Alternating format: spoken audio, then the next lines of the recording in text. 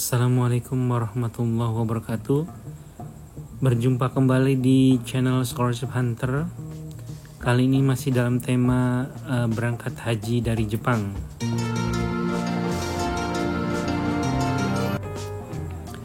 Pada video kali ini kami akan menjelaskan barang-barang bawaan apa saja yang wajib dibawa calon jamaah haji dari Jepang. Yang pertama adalah satu baju atau kain ihram untuk laki-laki dan mukena atau misalnya seragam haji untuk perempuan sebagai tambahan. Karena untuk jamaah calon haji laki-laki biasanya hanya diberi satu kain ihram. Dan setelah kita pertimbangkan bahwa kebutuhan kain ihram ini adalah dua. Ketika baju kain ihram satu kotor maka dicuci dan kita punya cadangan satu baju atau kain ihram. Begitu pula dengan baju mukena haji untuk perempuan. Kemudian pastikan bahwa baju kain ihram ini susah dibeli di Jepang, maka persiapkan kalau bisa beli dari Indonesia atau beli di online. Seperti di Amazon kita tahu harganya lumayan mahal dibandingkan dengan beli ihram di Indonesia atau di online. Kemudian yang kedua, jangan lupa juga adalah satu sabuk ihram khususnya untuk laki-laki. Ini sangat penting. Ini juga biasa dijual di online Amazon atau juga kita bisa persiapkan beli di Indonesia atau bawa dari Indonesia. Kemudian yang ketiga adalah dua baju taku atau baju koko untuk pria atau mukena haji untuk wanita. Ini penting ketika kita sudah tidak berihram, kemudian ada waktu-waktu kita tidak berihram, kemudian kita akan berangkat ke Masjidil Haram atau ke Masjid Nabawi. Ini kita perlu baju koko, terutama baju panjang ya. Sebenarnya di sana bisa banyak dijual, cuma lebih baik kalau misalnya kita sudah punya atau beli di sini lebih murah. Selanjutnya jangan lupa juga baju dalam atau celana dalam yang secukupnya.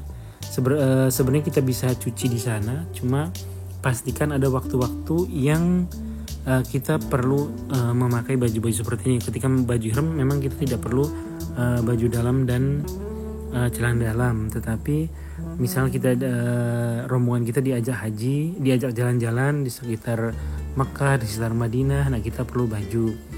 Dan ini diperlukan selama minimal 5 ya membawanya. Dulu kami membawa 5 masing-masing. Selanjutnya juga jangan lupa adalah sandal haji. Sandal haji ini tidak menutup punggung kaki ya untuk yang laki-laki. Jadi persiapkan juga. Dulu kami beli di toko-toko sepatu atau sandal di Jepang ada. Cuma kalau misalnya kita bisa persiapkan dari jauh-jauh hari seperti bawa dari Indonesia, itu lebih baik. Yang keenam adalah 2 handuk ya, satu handuk badan yang agak besar dan satu face towel untuk yang muka ya. Ini juga diperlukan ketika kita berada di apartemen. Nah itu apartemen tidak menyediakan handuk. Jadi sebenarnya apartemen menyediakan handuk ya. Cuma tidak setiap hari diganti, jadi lebih baik membawa ketika kita keluar misalnya ke Mina atau menginap di Mina, itu kita kan tidak diberi handuk oleh hotel atau apartemen, maka lebih baik membawa satu handuk dan satu face towel, handuk yang kecil. Nah kemudian ini yang ketujuh adalah botol spray air yang kecil ya, tidak usah yang besar. Apa fungsi dari botol spray ini? Kita nanti bawa botol spray ini kemana-mana, keluar dari penginapan hotel atau apartemen, keluar ke Masjid Nabawi, ke Masjidil Haram, atau misalnya kita bawa ke Arafah, ke Mina, ke Muzdalifah. Ini perlu ketika di sana di siang hari itu 40 derajat ke atas ya. Jadi kita membawa air, isi saja air Zam-Zam. Kemudian kita semprotkan ketika kita merasa kepanasan, karena di sana pasti panas sekali suhu di tempat-tempat ibadahnya. Kemudian yang kedelapan adalah tas leher atau tas pinggang. Nah, banyak orang Indonesia bawa tas leher ya, bisa digantung di leher, yang ukurannya sudah tidak besar. Ini fungsinya untuk membawa alat-alat handphone atau misalnya paspor, visa, ini digabungkan di sini. Kemudian alat-alat sholat, misalnya tasbih atau tasbih digital, atau juga bisa ini untuk charger juga bisa dimasukin sini. Jadi kita kemana-mana tidak perlu membawa tas yang besar, ini yang kecil saja, biasanya tas pinggang atau tas leher. Kemudian yang ke-9 adalah perlengkapan mandi. Nah ini diusahakan tidak ada wangi-wanginya ya, seperti sabun, sampo, sikat gigi itu tidak ada wangi-wanginya. Sebenarnya ketika sudah tidak berihram itu boleh saja, cuma akan lebih baik karena di ihram itu larangan wangi-wangian ya, jadi kita tidak boleh ada wangi-wangi di sikat gigi, sabun mandi, dan sampo. Jadi lebih baik siapkan perlengkapan mandi yang tidak mengandung wangian. Ini banyak dijual ya. Kalau dulu kami tidak membawa dari Jepang karena kami cari itu sulit sekali. Jadi di pertama datang ke Mekah itu ada di toko-toko sekitar apartemen yang menjual perlengkapan mandi. Cuma harganya memang agak lebih mahal. Kalau bisa dipersiapkan dari Jepang itu akan lebih baik. Kemudian yang ke-10, jangan lupa obat-obatan pribadi yang harus dibawa karena di sana kan sulit ya, dan sebenarnya juga banyak sekali apotek di sana, cuma harganya luar biasa mahal. Persiapan seperti paracetamol, kemudian obat batuk, kemudian juga termometer kalau bisa. Karena kita di vitamin atau obat-obatan warung yang biasa kita konsumsi kalau lagi sakit kepala, misalnya Oskadon sebagainya, jangan lupa dibawa paracetamol karena di sana cuacanya panas, kita bisa saja meriang atau misalnya masuk angin sebagainya, itu jangan lupa untuk dibawa. Dan ini sangat penting. Hampir semua jamaah haji itu sakit ketika nyampe di sana, terutama batuk pilek ya.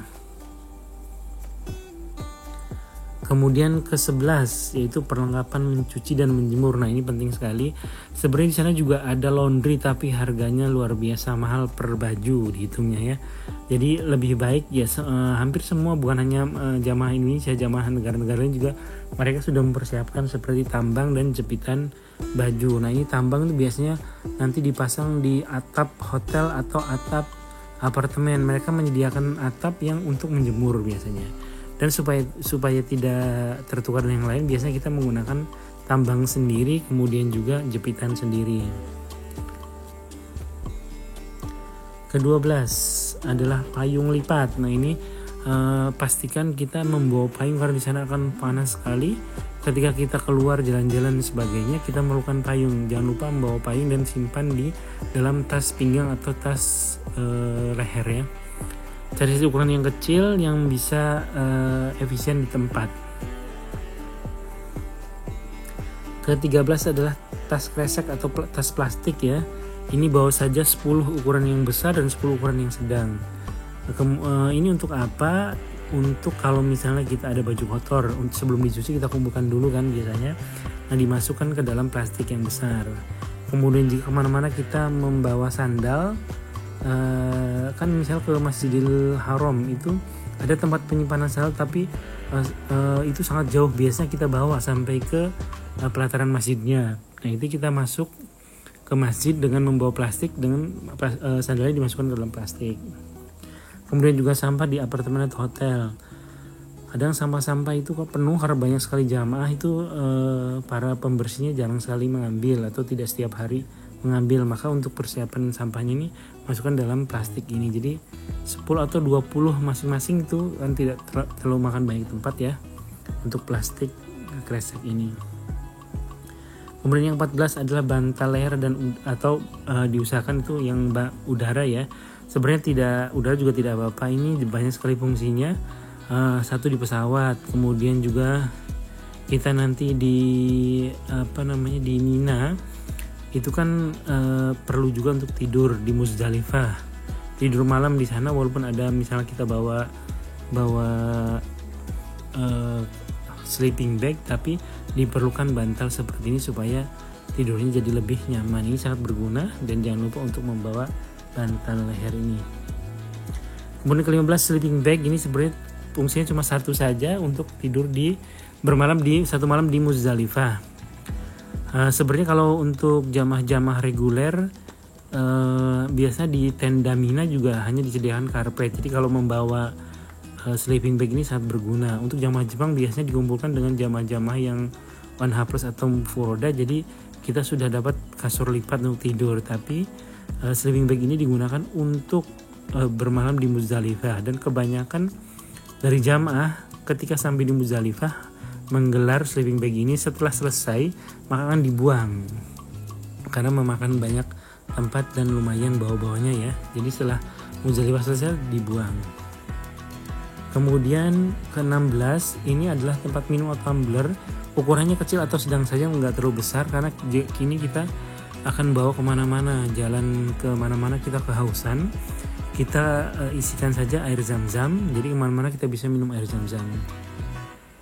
Kemudian yang ke-17 adalah krim pelembab haji. Di sana luar biasa kelembabannya, kemudian juga udaranya kering dan kulit itu sangat kering. Untuk itu jangan lupa membawa krim pelembab. Nah, krim pelembab juga ini pastikan bahwa ini tidak mengandung pewangian ya. Jadi kalau bisa ada di Jepang, kita bisa siapkan, atau kalau tidak ada kita beli di Indonesia, atau sebenarnya di Mekah Madinah juga banyak. Cuma tadi sekali lagi harganya lumayan mahal. Kemudian yang ke-18 adalah buku panduan haji. Ini juga sangat penting. Buku-buku panduan biasanya diberikan oleh mutawif atau dari agen-agen haji. Kemudian ini fungsinya ketika kita kemana-mana, misalnya kita lagi sa'i, kita membaca apa, nah di sini biasanya sudah ada. Jadi kita tinggal sambil jalan sambil membaca. Misal kita tawaf, juga di sini ada bacaan-bacaan doa tawaf. Jadi jangan lupa membawa kemana-mana buku panduan haji ini, taruh di dalam tas pinggang atau tas leher. Kemudian yang ke-19, handphone dan charger. Handphonenya jangan lupa, dan charger. Kemudian charger ini juga biasanya kan tidak cocok nih adapternya dengan chargeran di Jepang. Maka jangan lupa untuk membawa ini. Kita beli di online banyak, atau juga di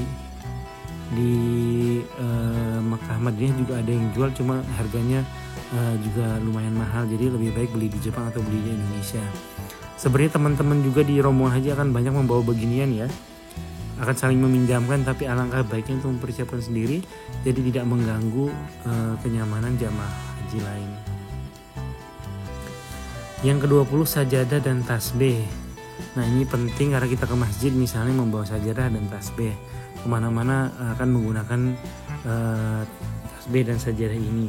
Walaupun nanti di sana biasa kita, kalau kita beruntung kita kebagian turun di Jeddah misalnya, itu pemerintah Saudi itu akan memberikan masing-masing satu tas, isinya payung lah, sajadah, tasbih. Nah tapi biasanya ada juga yang tidak mendapatkan sajadah dan tasbih, jadi sebaiknya membawa dari tempat. Selanjutnya itu jaket. Jaket ini opsional sebenarnya, karena di Saudi Arabia sangat panas, jadi tidak memerlukan jaket.